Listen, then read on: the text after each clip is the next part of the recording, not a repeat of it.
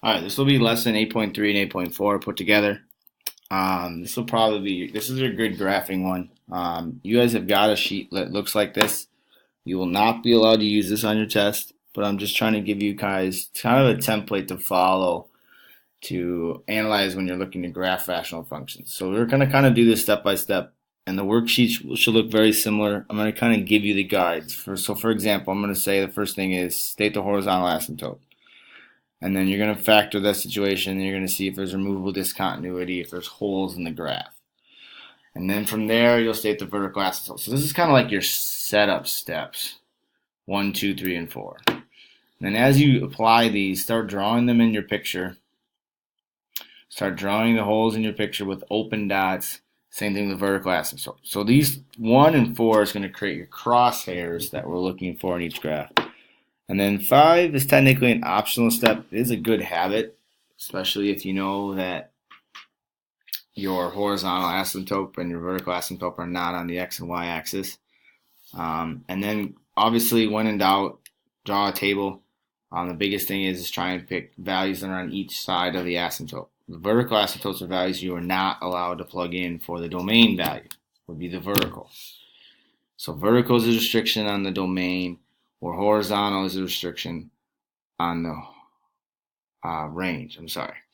So I'm going to walk through two examples. One very straightforward, and the second one we got to do a little bit more work. The second one puts all of these steps together, and then from there I would walk through the tutorial, see the examples, and then practice some of them, and then come back and do it again, practice some more to get you ready. All right, so let's just dive in here first. So looking at this step before, our first step is to find the horizontal asymptote. So we need to look at the degree of the numerator and the degree of the denominator. So the degree of the numerator right now, the numerator's degree is 0. And the denominator's degree is 1. So since the numerator degree is less than the denominator, so since n is less than d, my horizontal asymptote, so we're going to say HA like we've done so far. My horizontal asymptote then will be y is equal to 0. So that means my line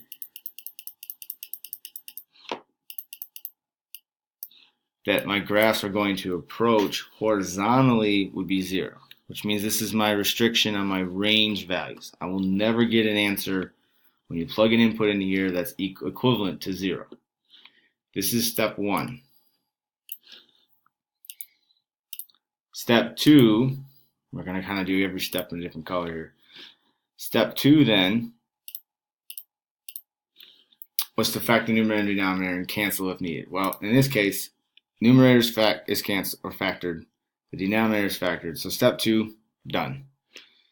Step 3 talks about the removable discontinuity, also known as holes.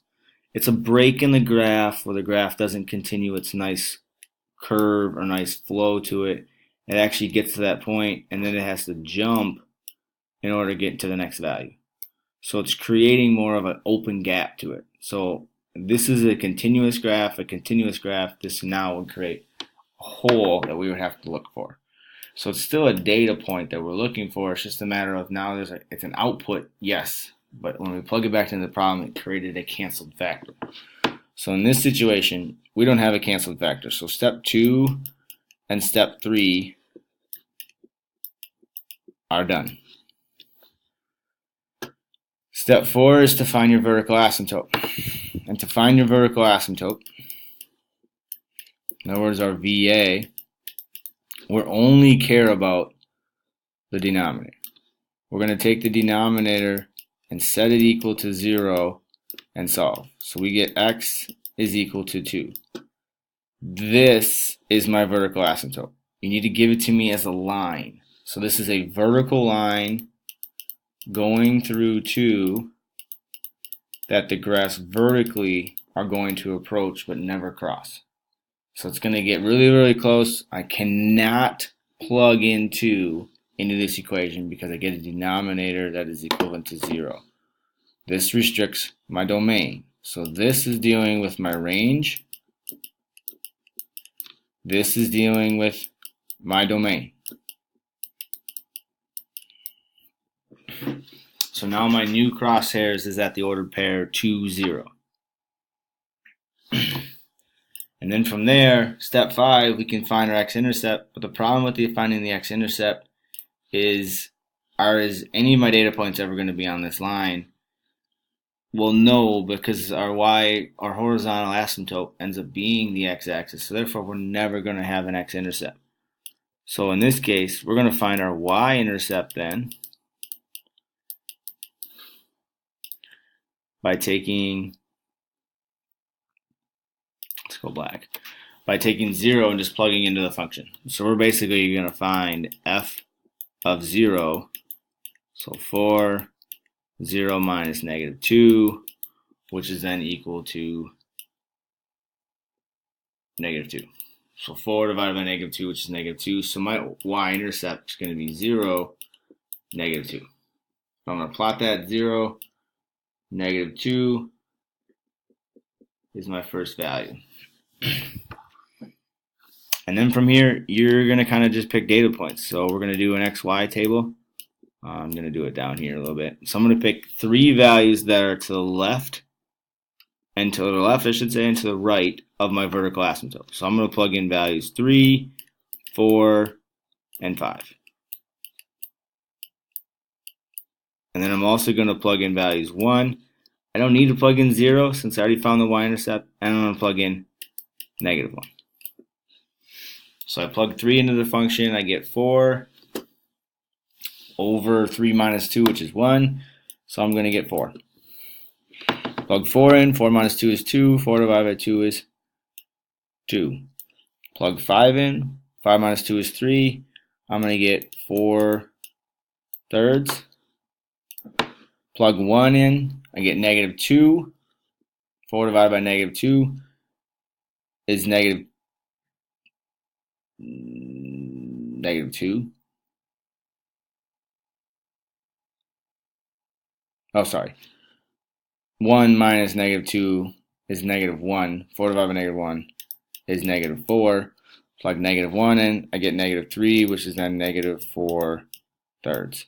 And now I'm going to go ahead and plot those at 3, 4, 4, 2, 5, 4 and a third. I'm going to go ahead and do 1, 1, negative 4, 0, negative 2. I already found it from my y-intercept. And then negative 1, negative 4 thirds. And now it's just a matter of realizing that my graph has to get really close to my horizontal asymptote, and it has to get really close to my vertical asymptote. So my line then is going to look like that. So after I graph it and I found those data points, my graphs have to approach the horizontal asymptote, approach the vertical asymptote. You will always have 2 graphs. In most cases, they're across from each other. Not always, but in most cases. So we didn't have any holes, so we had none of them there. So let's look at the next one.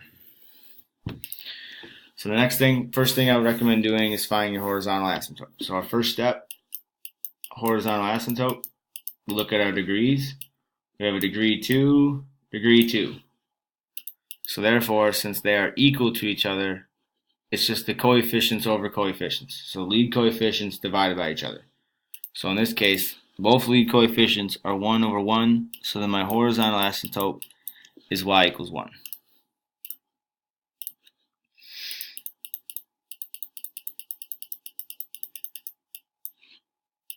So now that means all of my output values will be either above 1 or less than 1, but it will not be equal to 1. Next thing I do, I need to factor. So I'm going to factor the top to be x minus 6 over x plus 1 over x minus 6 x minus 1. So if you look here now, is after we factor, we end up canceling. Canceling the x minus 6, canceling the x minus 6, so my new function is just x plus 1 over x minus 1. And because we got a factored term, this is now telling you that there is a hole in this graph. And that hole is to whatever that factor that we just canceled set equal to 0. So I'm going to set that canceled factor equal to 0 and solve, which means that x is then equal 6. So when I plug 6 into my function, it's going to be an open dot. So back at our rules here is when we find the hole, set it equal to 0 and solve for x, then you plug that value in, you solve for y. So I'm going to take this 6, I'm going to plug it into my new function. So I'm going to get 6 plus 1 over 6 minus 1. So I get 7/5. So my ordered pair 7 or 6 and 7/5 is going to be an open dot. So that's 1 2/5, so 6. 1 2/5, we're going to say it's roughly right there. There is my open dot. Notice it's above 1, so it kind of gives you the idea that the graph might be coming up here. This was step 2 and step 3. Step 4 then is to find our vertical asymptote. A vertical asymptote is what makes our new denominator equal to 0. So I'm going to take x minus 1, set it equal to 0, and I get x is equal to 1. This is my vertical line that I'm then not allowed to have as an input for my values. So it's a line the graph's going to approach but never cross. So we have our open dot, we have our vertical line. Step 5, find my x-intercept. I'm going to find, let's see, my x-intercept. I'm going to set the numerator equal to 0, so x plus 1 is equal to 0 and solve. So I get x is equal to -1. So my x-intercept is then -1, 0. So -1, 0, we're going to put a dot there. My y-intercept then, I'm going to plug 0 into my new function. So 0 plus 1. So my y-intercept, I'm plugging 0 in for y to solve for x. Or mine, 0 in for x and to solve for y.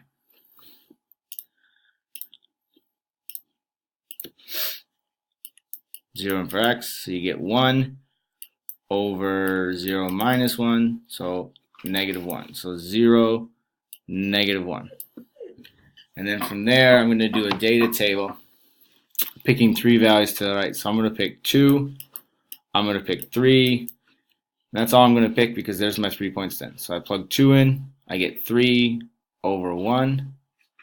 So 3 divided by 1, which is then 3. So 2, 3 is my ordered pair. I'm going to plug 3 in, I get 4 on top, I get 2 on the bottom. So 4 divided by 2 is 2. So 3, 2 is my ordered pair. My graph then for the top one will look like that. And then I already have 2 points here, so I've already plugged in 0. I've already plugged in -1. I'm just going to pick one more, so we're going to go ahead and pick -2. Plug -2 in, -2 plus 1 is -1. -2 minus 1 is -3, which is 1/3 then. So a positive 1/3, and then there is my graph that has to approach my vertical asymptote and my horizontal. So our final value, since we plugged in 2 and got the point, we plugged in 3 and got our point, we plugged in -2 into our new function. So all of your data table, your x and your y values that you are picking right here, you plug back into your new function. Do not plug back in the original. You only use the original just to see, is there a hole, and then what is your horizontal asymptote. After that, we're plugging back into this value. Alright, so I hope this kind of gives you a little more clarity in terms of graphing. This is one of those, the more practice you do, the more comfortable you are. But when in doubt, you can just do the XY table. Just keep in mind that the domain restrictions is based on your denominator. Your range restrictions is because of the horizontal asymptote.